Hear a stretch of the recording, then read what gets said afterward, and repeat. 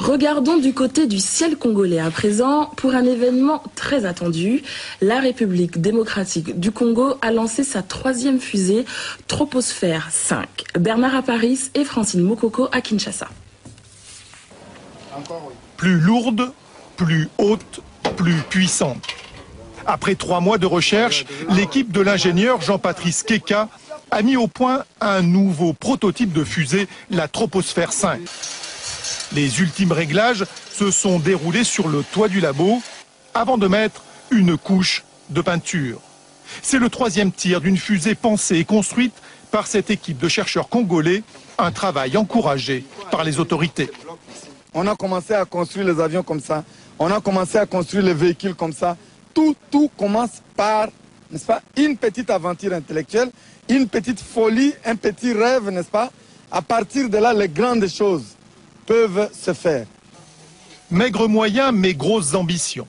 Le but, atteindre une altitude de 36 km à une vitesse 3 fois supérieure à la vitesse du son, avec cette fois une innovation.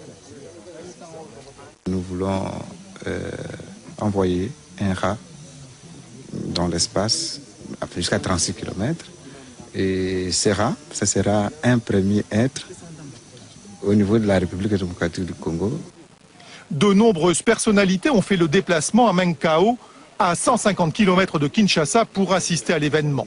Le pas de tir s'anime, les heures tournent, le décompte se perd dans la nuit, déclenchant un véritable feu d'artifice.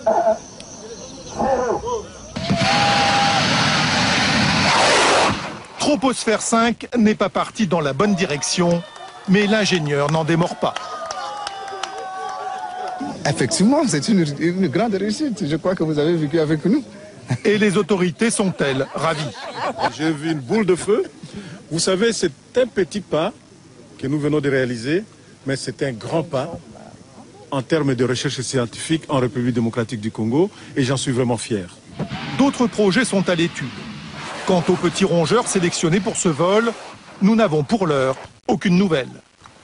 Et pour la prochaine fois, l'équipe de chercheurs congolais n'exclut pas de mettre un satellite en orbite.